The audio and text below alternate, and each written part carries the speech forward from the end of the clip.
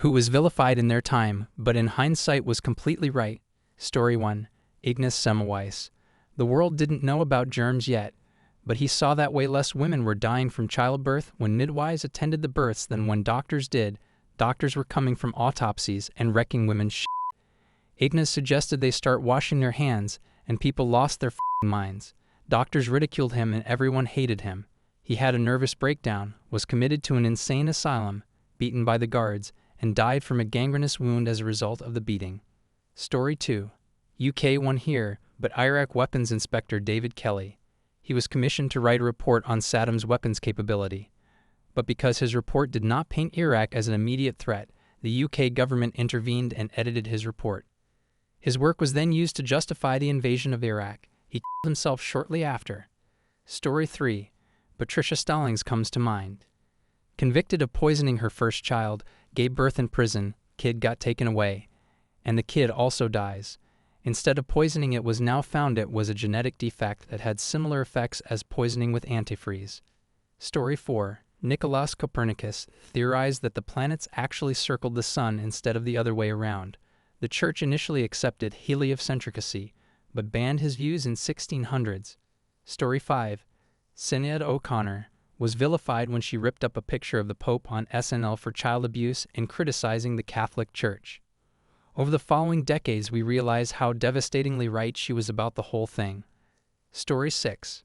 Dominique de Villepin. He was the French minister that opposed the U.S. invasion of Iraq with a speech in front of the UN. Point out that the presence of WMT was a false pretext. That resulted in the French bashing, some of which still exists, the French surrender jokes. He was absolutely right. Edit. I know the French surrender jokes predate that, but that French bashing gave them a new dimension. Story 7. Remember when people thought Marie Curie's work was too dangerous? Now we can't imagine medicine and technology without her discoveries. Story 8. Barry Marshall, and also Robin Warren, his co-researcher. Forever, the cause of peptic ulcers was believed to be stress, spicy food, and too much acid production. They believed it was actually of bacterial origin. No one believed them. They were ridiculed because the belief was that bacteria couldn't survive in the acidic environment of the stomach.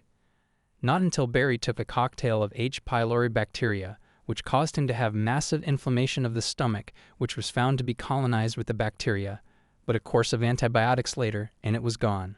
One Nobel Prize later, and now the treatment of peptic ulcers is turned on its head, and instead of months or years of discomfort, it can often be sorted with a week or two course of antibiotics. Friends, before we continue our video, I want to remind you of the importance of subscribing to our channel. We are also waiting for your comments and likes. Thank you. Let's move on to the video. Story 9. Jon Snow.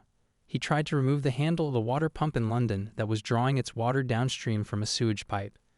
People who drew water from the pump caught cholera. Story 10.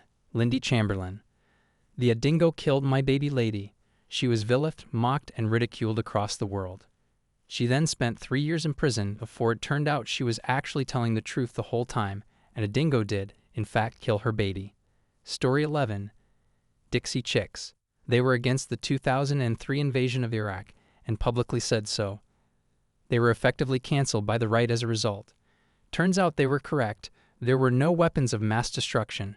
The invasion was concocted so Bush could be seen as striking back for 9 elements, which won him re-election in 2004. Story 12. Richard Jewell was blasted as being the Atlanta Olympic bomber when he was really just a guy helping people out down there. He deserved better. Story 13. Tesla, AC electricity. Copernicus, sun at the center of the solar system. Alfred Wegener, plate tectonics. Walter Alvarez, extinction of the dinosaurs. Charles Darwin, evolution. Science is littered with people being vilified for presenting evidence for theories that went against the status quo. Story 14. Not vilify per se, but Romney warning of the Russian threat and being smirked at by generally everyone and mocked by Obama in the debates comes to mind. Story 15. Alan Turing.